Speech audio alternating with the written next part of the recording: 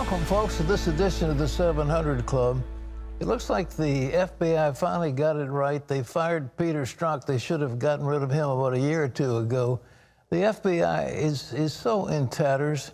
That great agency that's got so many fine people working for it has had these bad actors, people as head of the FBI and Peter Strzok and Lisa Page and these others trying to undermine the president. I mean, it's just shocking. But anyhow, he finally got fired. They should have fired him, say, a year and a half or so ago. But little by little by little, they're cleaning up their act, but it's just taking an awful long time. Well, switching overseas, we've been watching Turkey. Turkey's in the grips of an Islamic takeover, a once peaceful NATO ally, a good friend, a strong ally in the war in Korea, for example, where they sent troops. And suddenly it's been taken over by a strong Islamic named Erdogan, who is willing to see that economy crater before he will give in 1 inch in relation to an American pastor that they've, wrongfully accused of crimes that he hadn't committed. Well, the fragile economy in Turkey is collapsing, in part over U.S. sanctions about Turkey.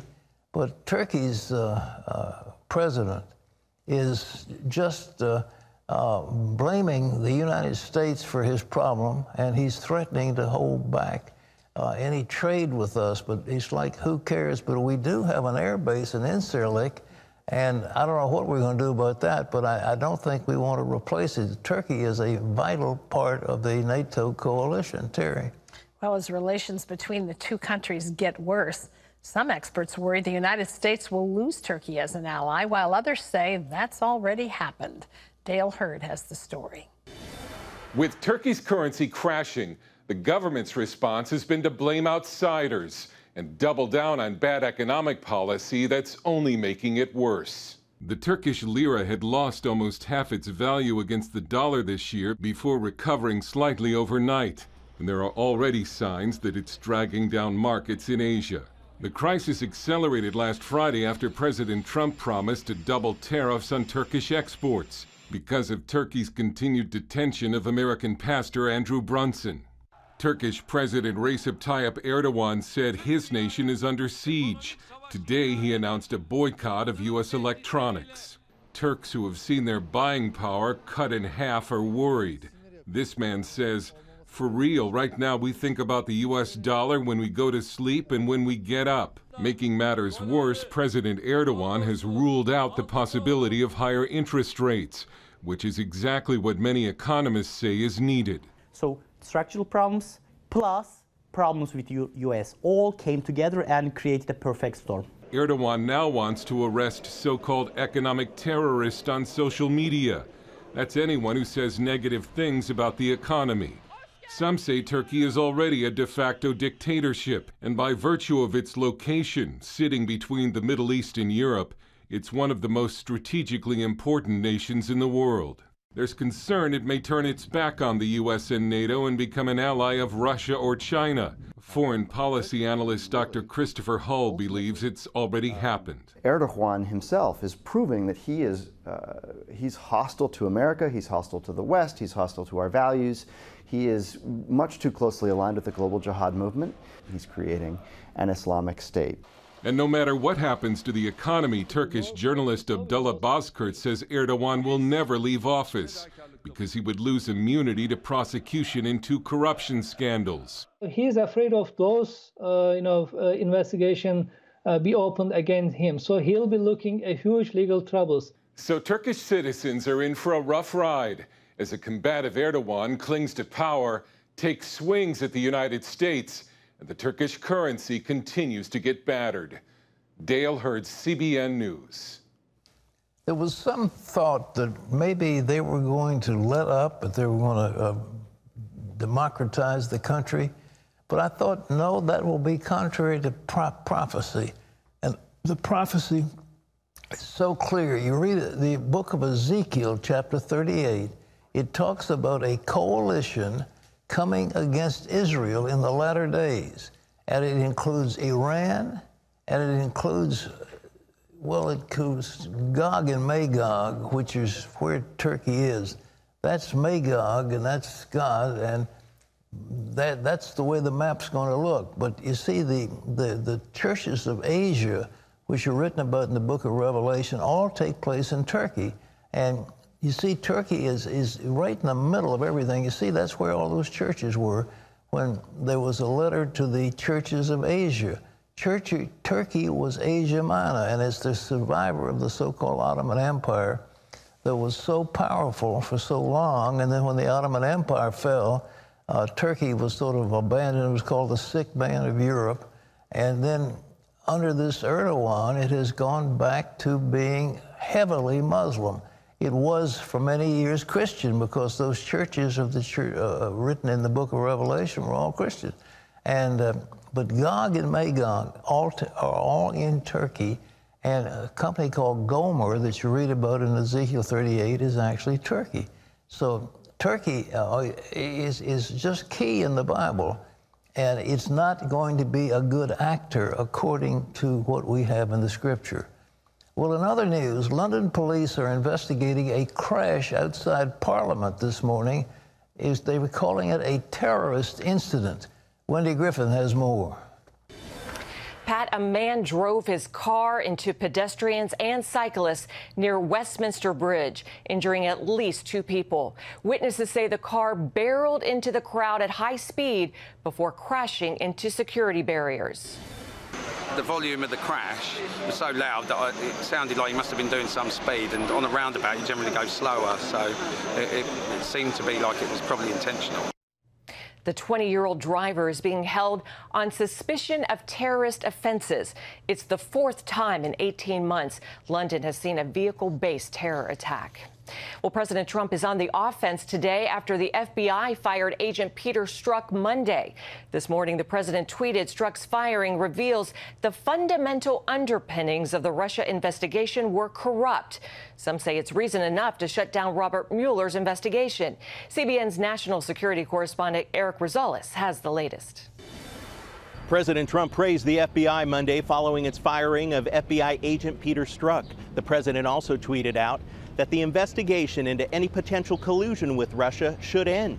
The president tweeted the list of bad players in the FBI and DOJ gets longer and longer. Based on the fact that Strzok was in charge of the witch hunt, will it be dropped? It's a significant body blow to the Mueller investigation, because in my view there would be no Mueller investigation but for the actions of Peter Strzok. Judicial Watch President Tom Fitton says investigators were too biased against President Trump to conduct a credible investigation, and it must end immediately. There comes a time where you got to put up or shut up. There's been no collusion between the Trump campaign and the Russians. There's nothing to suggest that he has anything there.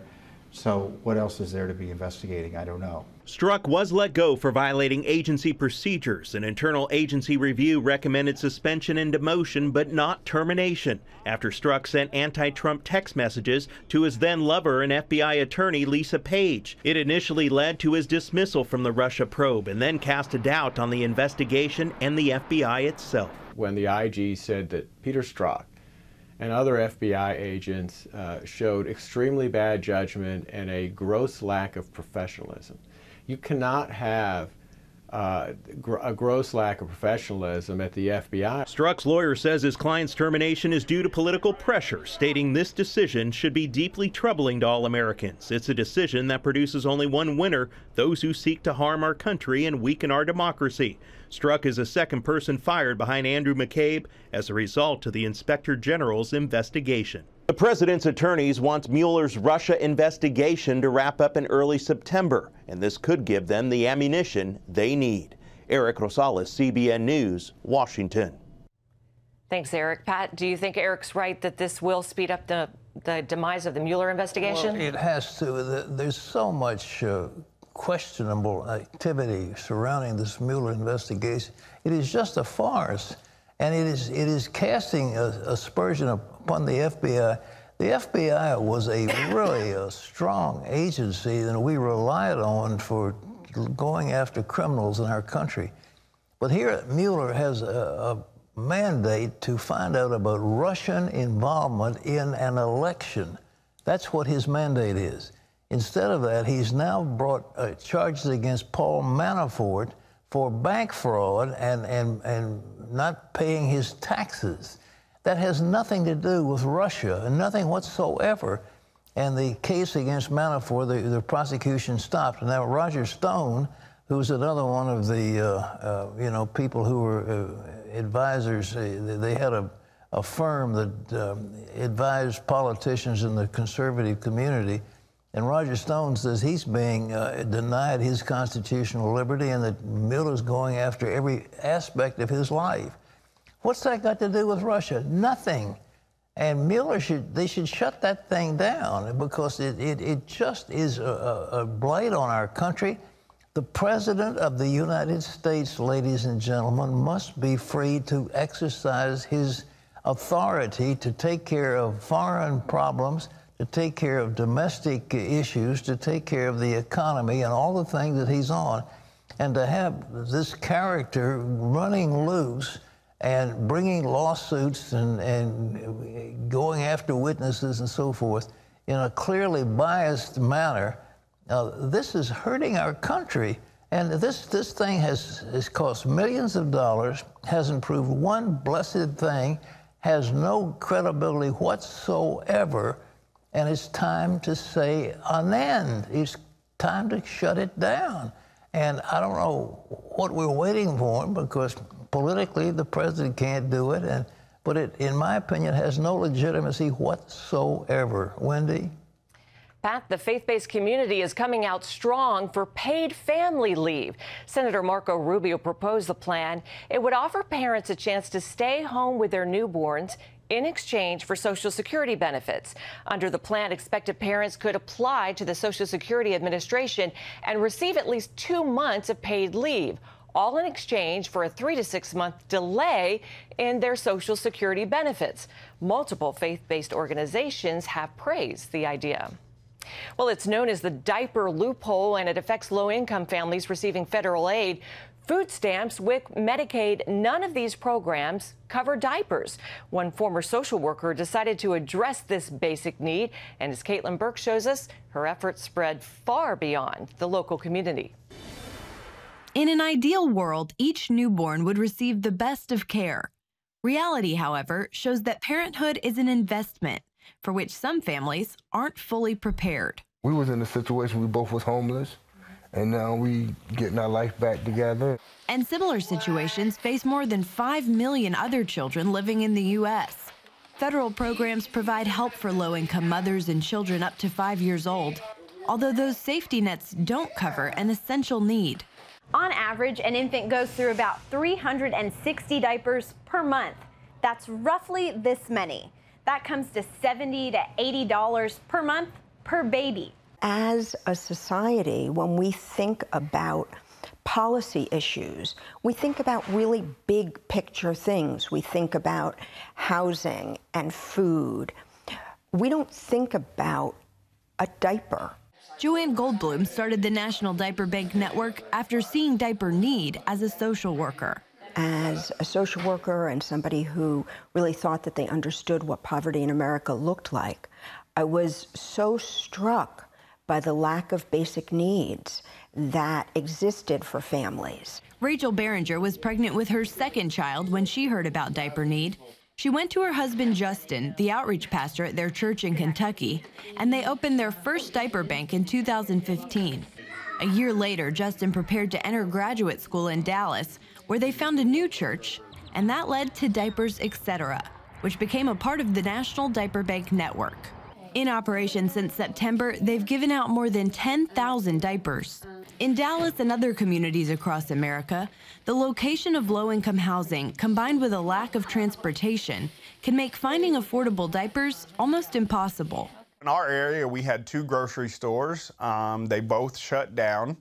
So we live in basically a food desert now, but a food desert also means a diaper desert. Justin and Rachel not only want to provide a resource to neighborhood families, they want to offer a place of rest. We try to operate on an ethic of inefficiency rather than an ethic of efficiency. We're not trying to get folks in and out as quick as possible. We like the idea of church being sanctuary, and this is a place where folks can come rest. For Justin and Rachel, they see diapers as only the beginning. And so we're trying to pull all of these pieces together to where our diaper distribution days and the store that we're doing will just be one part of a larger ministry that's happening in the community. A classic example of how adding God to an idea as simple as diapers can lead to some pretty amazing results.